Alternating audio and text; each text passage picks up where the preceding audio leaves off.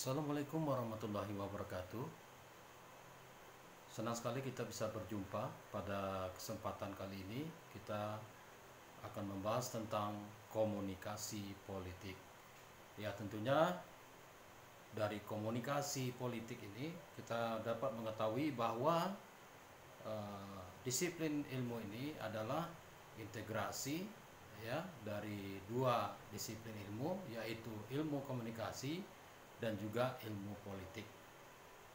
Nah, tentunya sebagai dasar tentu sudah mahasiswa sudah mendapatkan baik itu dasar-dasar ilmu komunikasi ataupun dasar-dasar ilmu politik dari mata kuliah yang sebelumnya, sehingga pada kesempatan kali ini kita akan langsung saja membahas tentang komunikasi politik. Nah, komunikasi politik itu sendiri menurut Dahlan adalah suatu bidang atau disiplin yang menelaah perilaku dan kegiatan komunikasi yang bersifat politik, mempunyai akibat politik atau berpengaruh terhadap perilaku politik. Jadi, komunikasi politik itu adalah bidang atau disiplin yang menelaah perilaku dan kegiatan komunikasi. Seperti kita sampaikan tadi bahwa komunikasi politik integrasi dua ilmu antara ilmu komunikasi dan ilmu politik. Jadi, disiplin komunikasi politik ini menelaah tentang perilaku dan kegiatan komunikasi yang bersifat politik. Inilah disebut komunikasi politik, ya, bahwa tidak hanya menelaah tentang perilaku dan kegiatan komunikasi, tapi adalah komunikasi yang bersifat politik, mempunyai akibat politik atau berpengaruh terhadap perilaku politik. Jadi di dalam komunikasi politik ini tidak hanya bagaimana proses komunikasi, tapi kegiatan perilaku atau kegiatan komunikasi ini harus bersifat politik atau mempunyai akibat politik atau berpengaruh terhadap perilaku politik. Inilah yang disebut dengan komunikasi politik menurut Dahlan. Komunikasi politik juga bisa disebut sebagai suatu proses atau pengoperan lambang-lambang atau simbol-simbol komunikasi yang berisi pesan-pesan politik. Jadi sekali lagi, komunikasi politik itu suatu proses pengoperan lambang-lambang atau simbol-simbol komunikasi yang berisi pesan-pesan politik. Disinilah kenapa disebut sebagai komunikasi politik, karena ada pesan-pesan yang bersifat politik. Nah, proses pengoperan lambang-lambang atau simbol-simbol komunikasi yang berisi pesan-pesan politik ini, baik dari seseorang atau dari kelompok kepada orang lain, dengan tujuan untuk membuka wawasan atau cara berpikir serta mempengaruhi sikap dan tingkah laku khalayak yang menjadi target politik. Nah, di sini kita lihat komunikasi politik tidak hanya pengoperan lambang-lambang simbol-simbol komunikasi, tapi harus ada pesan-pesan politiknya, ya, yang disampaikan oleh seorang atau kelompok orang lain. Tujuannya apa? Membuka wawasan atau cara berpikir, mempengaruhi sikap, tingkah laku khalayak. Nah, khalayak yang mana? Adalah khalayak menjadi target politik. Nah, jadi jelas komunikasi politik itu selalu bersentuhan dengan pesan politik, akibat-akibat politik, dan juga khalayaknya adalah apa yang menjadi sasaran atau target politik. Kemudian kalau kita melihat dari definisi yang disampaikan oleh Fagen, bahwa komunikasi politik itu adalah segala bentuk aktivitas komunikasi yang terjadi dalam suatu sistem politik dan antara sistem tersebut dengan lingkungannya. Cakupannya meliputi studi jaringan komunikasi, apakah itu organisasi, kelompok, media massa, dan saluran-saluran khusus, dan determinan sosial ekonomi dari pola-pola komunikasi yang ada pada sistem yang dimaksud. Jadi Fagen mengatakan bahwa komunikasi politik itu adalah segala bentuk aktivitas komunikasi yang terjadi dalam suatu sistem politik. Sebagaimana saya sebutkan tadi, bahwa dasar-dasar komunikasi dan dasar-dasar politik sangat penting untuk mempelajari komunikasi politik. Kita telah mengenal bagaimana sistem politik telah kita pelajari pada semester sebelumnya, Ya, kita mengenal mekanisme sistem politik, apa yang disampaikan Almond ya, ada input, output, konversi, dan di dalam itu tidak akan terlepas dari adanya komunikasi di dalam sistem politik, baik itu dalam sistem politik maupun antara sistem itu dengan lingkungannya. Itulah yang disebut dengan komunikasi politik. Jadi Pagen mengatakan bahwa setiap aktivitas komunikasi yang terjadi dalam sistem politik itu adalah komunikasi politik, yaitu antara sistem politik dan antara sistem tersebut dengan lingkungannya. Nampak bagaimana integrasi dua ilmu ini, dan nampak bahwa kita dituntut untuk memiliki dasar-dasar, baik itu dasar komunikasi maupun dasar politik. Tanpa mempelajari kedua dasar itu, rasa-rasanya akan sulit untuk memahami komunikasi politik. Kemudian kalau kita melihat lagi dari definisi yang diberikan oleh Doris Graeber, Doris Graeber mengatakan bahwa komunikasi politik tidak hanya berbicara tentang retorika, ya, tetapi juga mencakup simbol-simbol bahasa seperti bahasa tubuh serta tindakan-tindakan politik seperti boikot, protes, dan unjuk rasa.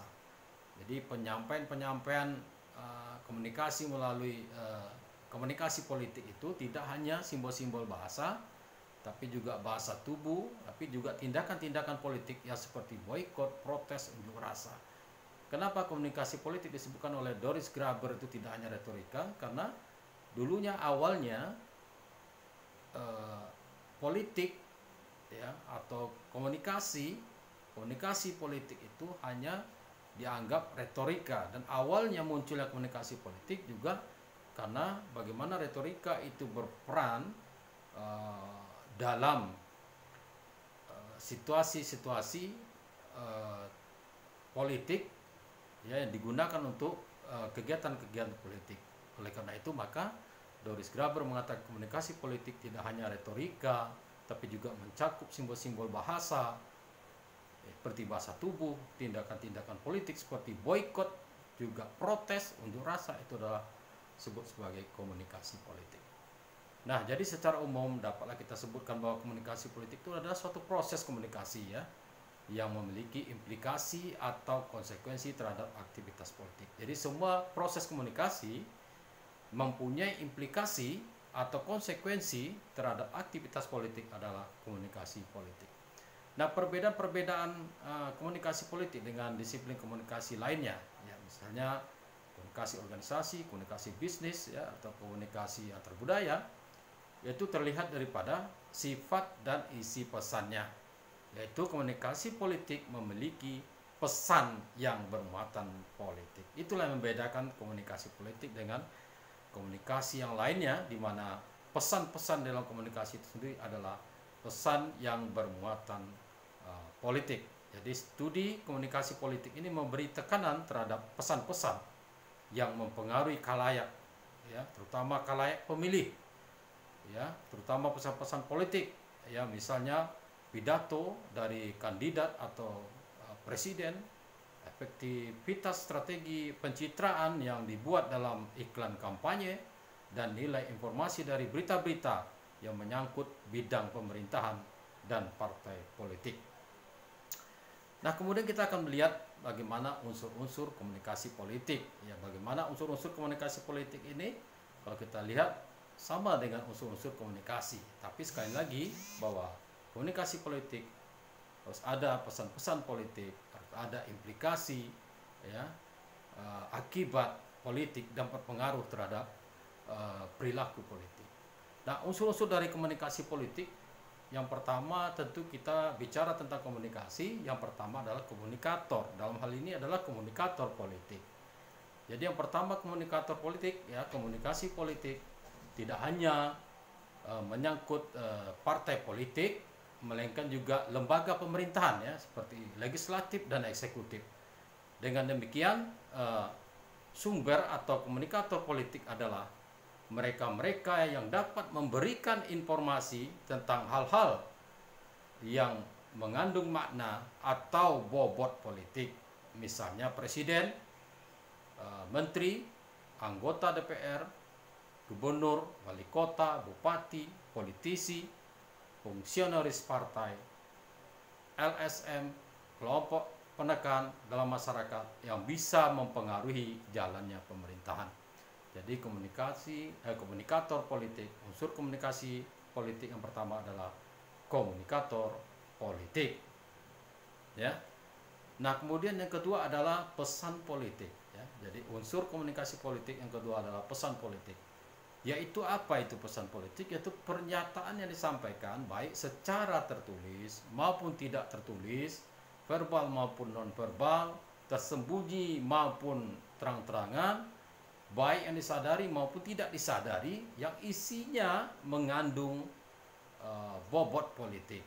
Ya, misalnya pidato politik, undang-undang kepartaian, undang-undang pemilu, pernyataan politik, artikel atau isi buku, brosur dan berita, surat kabar, radio, televisi, internet yang berisi ulasan politik dan pemerintahan, puisi politik, spanduk atau baliho, iklan politik, propaganda, saywar, ya, makna logo, warna baju atau bendera, body language dan sebagainya yang bermuatan politik, mengandung bobot politik. Pesan-pesan itu mengandung bobot politik.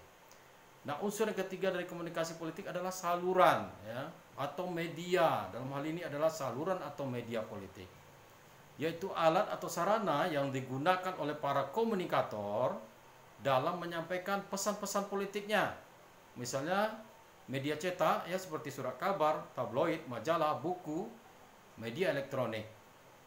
Atau seperti media elektronik yaitu film, radio, televisi, video, komputer, internet, atau media format kecil seperti leaflet, brosur, selebaran, stiker, buletin, atau media luar ruang atau outdoor seperti baliho, spanduk, reklame, electronic boards, bendera, jumbai, pin, logo, topi, rompi, kaos, iklan mobil, ya, gerbong kereta api, kalender, kulit buku, bloknot, pulpen, gantungan kunci, payung, ya, tas-tas jinjingan dan segala sesuatu yang bisa digunakan untuk membangun citra, image building. Kemudian juga bisa menggunakan saluran komunikasi kelompok, ya, seperti partai politik mulai dari DPP, DPW, ya, DPD, DPC, DPAC, ya, organisasi profesi, ikatan alumni, ya, kelompok pengajian, kelompok tani, nelayan, koperasi, persatuan olahraga, kerukunan keluarga dan lain-lain. Kemudian juga bisa menggunakan saluran komunikasi publik, ya, seperti di dalam aula, balai desa, pameran, alun-alun, ya, panggung kesenian, pasar, swalayan, sekolah dan sebagainya. Kemudian juga bisa menggunakan saluran komunikasi sosial, yaitu pada acara pesta perkawinan, acara sunatan, arisan, ya, pertunjukan wayang, pesta rakyat dan lain-lain. Ini sering kita lihat di dalam kehidupan sehari-hari bahwa saluran atau media politik yang digunakan, ya, apakah itu media cetak, media elektronik, media format, media luar ruang, saluran komunikasi kelompok, saluran komunikasi publik atau saluran komunikasi sosial. Nah, yang keempat, sasaran atau target politik. Siapa sasaran atau target politik? Sasaran adalah anggota masyarakat yang diharapkan dapat memberikan dukungan dalam bentuk pemberian suara, ya, vote kepada partai atau kandidat dalam pemilu. Nah, mereka adalah bisa pengusaha, bisa buruh, bisa pemuda, perempuan, ibu rumah tangga, ya, pensiunan, mahasiswa, sopir, nelayan, petani, yang mereka mempunyai hak untuk memilih. Itulah sasaran atau target politik, ya. Mereka yang mempunyai vote, mereka mempunyai hak suara, ya, yang dipergunakan oleh para kandidat dalam pemilu, ya. Kemudian yang kelima adalah pengaruh atau efek komunikasi politik.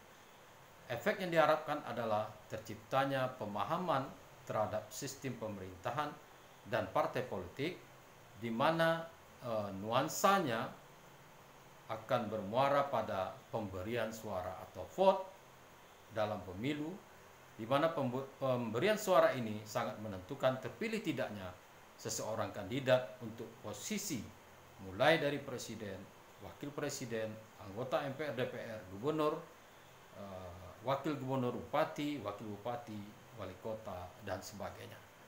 Jadi itulah komunikasi politik, bagaimana unsur-unsurnya. Komunikatornya adalah komunikator orang politik, pesannya adalah pesan politik, saluran atau media dan media politik, dan kemudian sasaran target politiknya ya bisa saja masyarakat biasa, tapi yang diharapkan adalah masyarakat yang mempunyai hak pilih, masyarakat yang mempunyai vote, yang akan mendukung nanti kandidat calon ya, yang akan duduk nanti dan dia mendapatkan suara ya. Apa pengaruh atau efek ya, kemudian pengaruh atau efek komunikasi politik apa yang diharapkan adalah nanti adanya ya pengaruh terhadap perilaku politik para pemilih ya, dengan baiknya citranya yang telah disampaikan melalui pesan-pesan politik, melalui media-media politik, maka nanti mereka mengharapkan akan mendapatkan suara, mendapatkan dukungan dengan citra yang baik tadi, sehingga apa yang menjadi tujuan politiknya akan tercapai. Mungkin demikian saja dulu di awal ini, mudah-mudahan bisa dipahami, dan jangan lupa kepada mahasiswa untuk ya menuliskan nama, NIM, kelas di kolom komen YouTube ini sebagai tanda Anda sudah memahami apa yang disampaikan dalam materi ini. Dan jangan lupa juga setelah membuatkan nama, NIM, dan kelas, kiranya Anda dapat memberikan suatu kesimpulan menurut versinya Anda setelah Anda melihat tadi para ahli menyampaikan apa itu komunikasi politik, apa itu unsur-unsur komunikasi politik. Maka pada bagian tugas ini saya berharap pertama Anda dapat memberikan dari gabungan semua definisi-definisi komunikasi politik ini, Anda membuat suatu kesimpulan komunikasi politik itu apa menurut versi Anda. Tentu akan berbeda-beda setiap mahasiswa. Yang kedua adalah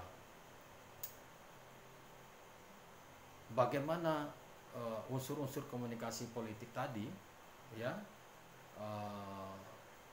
bisa ya, bagaimana suatu komunikasi politik itu bisa berjalan secara efisien, efektif, sehingga tepat sasaran. Jadi bagaimana komunikasi politik itu ya dengan unsur-unsur yang tadi itu, maka tujuan atau keinginan sasaran politik, target politik itu bisa tercapai melalui komunikasi politik.